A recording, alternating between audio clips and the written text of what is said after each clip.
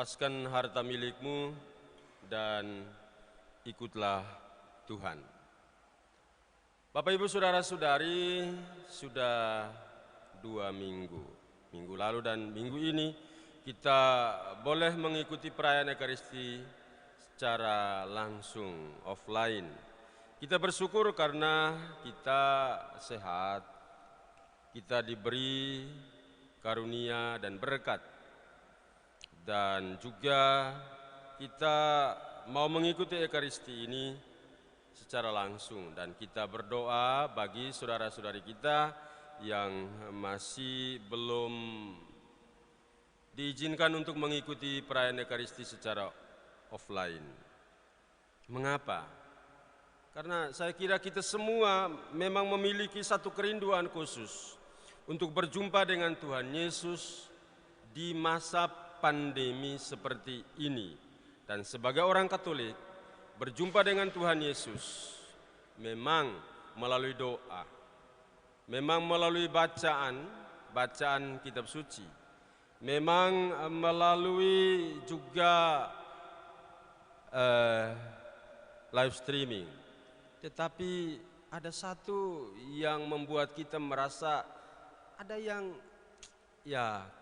komuni tubuh dan darah Kristus, itulah yang membuat kita tetap rindu. Bapak Ibu Saudara-saudariku yang terkasih dalam Kristus, menarik bahwa kisah Injil hari ini menceritakan kerinduan seorang pemuda untuk meraih hidup yang kekal. Tetapi pemuda itu tidak disebutkan namanya. Tempatnya juga tidak disebutkan di mana. Maka kemungkinan cerita perjumpaan ini antara pemuda itu dengan Tuhan Yesus terbuka. Mungkin pemuda itu adalah salah seorang dari kita, atau pemuda itu adalah kita sendiri. Ia datang dengan pertanyaan, dan satu pertanyaan: apa yang harus saya lakukan untuk memperoleh hidup kekal? Ternyata pemuda dalam Injil tadi adalah orang kaya memang. Ia taat beragama, taat dengan kehidupan bermasyarakat, taat kepada hukum, dan hidup moralnya bagus ya. Terhormat dia. Namun ia merasa ada sesuatu yang mengganjal dalam hidupnya selama ini. Pemuda tersebut memiliki kedangkalan spiritualitas yang menghalangi hatinya. Hal ini tergambar dari sikapnya, sikap awalnya bertemu dengan Tuhan Yesus. Lari-lari untuk bertemu dengan Tuhan Yesus. Dan tatkala ia berlutut di depan Tuhan Yesus melihat dengan jelas bahwa ada sesuatu yang kurang dalam diri pemuda itu, yakni dia tidak bebas. Kebebasan tidak ada dalam pemuda itu. Ternyata pemuda yang lari-lari itu selama ini dirasuki oleh harta kekayaannya. Harta miliknya seolah menjebaknya agar memposisikan masa depan hidupnya hanya untuk harta yang dimiliki. Seluruh waktunya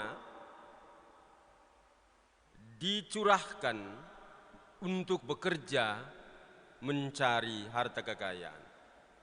Itulah sebabnya pemuda tersebut, ia tidak bebas. Ia tidak mampu menarik hatinya. Ia tidak mampu menarik dirinya dari ketertarikan hatinya dari harta duniawi yang ia telah genggam, yang ia telah miliki. Harta yang dimilikinya menghalanginya untuk pergi, meninggalkan semuanya, lalu mengikuti Tuhan Yesus. Cobalah perhatikan reaksinya tatkala mendengar ajaran Tuhan Yesus ini. Pergilah, juallah apa yang kau miliki dan berikanlah itu kepada orang-orang miskin, maka engkau akan beroleh hidup yang kekal di surga.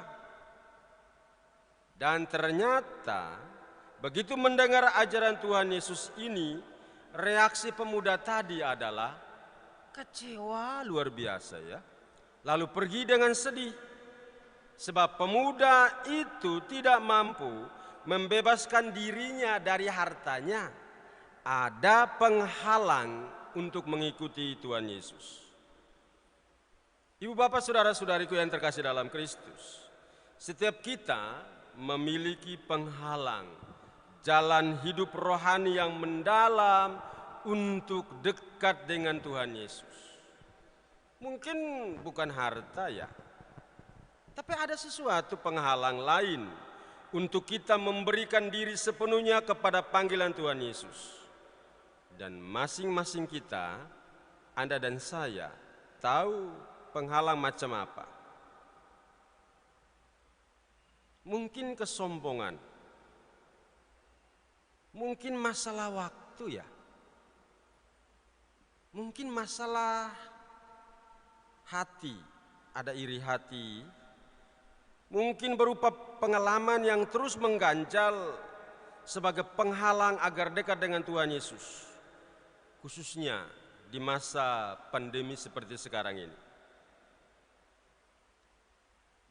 Dan saya tertarik dengan kata-kata terakhir Steve Jobs, pemilik Apple Computer, memiliki harta 67 triliun. Dia mengatakan, dalam dunia bisnis aku adalah simbol kesuksesan. Seakan-akan harta dan diriku tak terpisahkan. Tetapi saat ini aku berbaring di rumah sakit, merenungi jalan hidupku, kekayaan, nama, dan kedudukan, semua itu tidak ada artinya sekarang. Yang ada hanya suara mesin di sekitar ranjangku, bagaikan nafasnya maut, kematian yang datang menjemputku. Jiwa tersiksa kemudian karena dulu tidak bijak untuk memilih kekayaan rohani.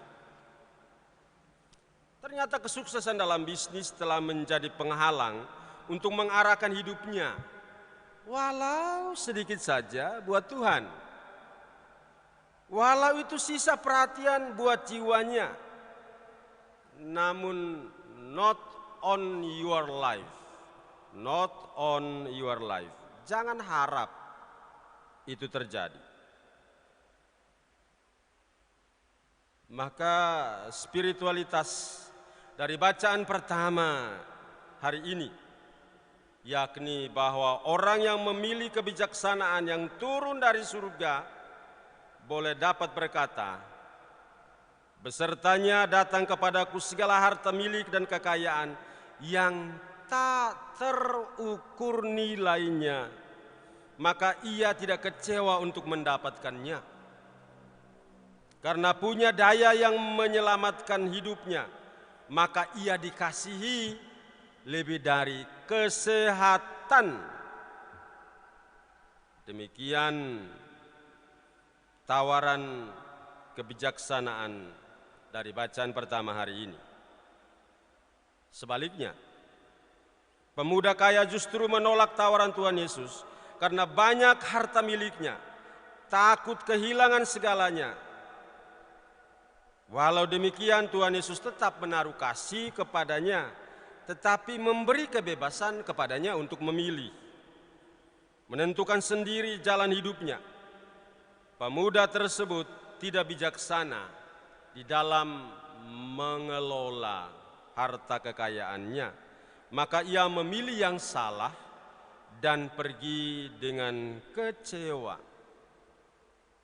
Bapak, Ibu, saudara-saudari yang terkasih dalam Kristus, refleksi dari inspirasi sabda Tuhan hari ini selanjutnya berbicara tentang kekuatan uang yang menghipnotis siapa saja dan mengalihkan perhatian siapa saja.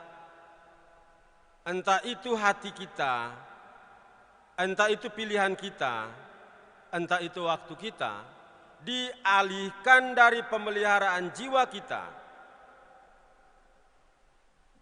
Kita kan sudah terbiasa punya alasan-alasan menarik yang mengalihkan. Doa saya tahu kok, kenapa diwajibkan? Tuhan kapan saja bisa dijumpai kan? Capek kerja, lain kali saja ke gereja. Tuhan tahu kok. Tapi lain kali yang akan datang sama alasannya seperti itu. Ya podo wae. Tapi kerja buat uang lebih menarik hati, walau jiwanya merana. Ingat kata-kata Steve Jobs tadi. Maka pegangan untuk kita adalah bagaimana kita memakai jabatan, pekerjaan, harta kita, uang kita selama ini dan ke depan.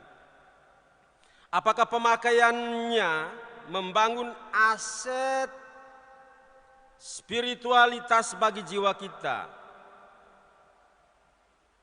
Dan sebagai murid-murid Tuhan Yesus mestinya kita tahu bahwa harta apapun itu kan titipan doang. Harta apapun itu titipan doang. Uang setumpuk apapun, berapapun, itu cuma sarana, bukan tujuan pilihan hidup. Karena apa yang mau dilakukan kekayaan itu terhadap jiwa kita. Apa yang mau dilakukan uang setumpuk apapun untuk jiwa kita. Maka kita butuh sikap bijaksana. Sebagai kesimpulan, ada sebuah cerita pendek begini. Saya ambil dari kiriman teman saya. Dikisahkan bahwa ada sebuah kapal yang sedang berlayar mengalami kecelakaan. Lalu kapal itu menabrak karang besar. Lalu pelan-pelan kapal itu hendak tenggelam. Air masuk. Lalu kapten meminta agar anak-anak diselamatkan, ibu-ibu diselamatkan, orang tua diselamatkan duluan. Lalu yang terakhir itu adalah para pria, laki-laki yang kuat nanti kemudian. Sedangkan barang-barang bawaan ditinggalkan saja dulu. Barang-barang bawaan ditinggalkan saja dulu. Tim penyelamat melalui suara toa mengingatkan, nyawa manusia harus diutamakan. Maka penyelamatan darurat berjalan lancar. Kapal mulai perlahan-lahan tenggelam. Tapi kapten ketika hendak keluar, ia melihat ada seorang bapa yang tertinggal di dalam kapal. Ia memeluk beberapa koper besar yang berisi harta kekayaan, uang, seluruh uangnya ada di situ, ada dalam kapal itu, dalam koper itu. Ia memilih tenggelam bersama harta kekayaannya itu. Kapten bersama tim penyelamat terus membujuk si bapak kaya itu. Ayo, tinggalkan semua itu. Tetapi semua bujukan tidak berhasil. Dan akhirnya kapal tenggelam. Bapak yang berhartawan itu pun mati bersama dengan hartanya.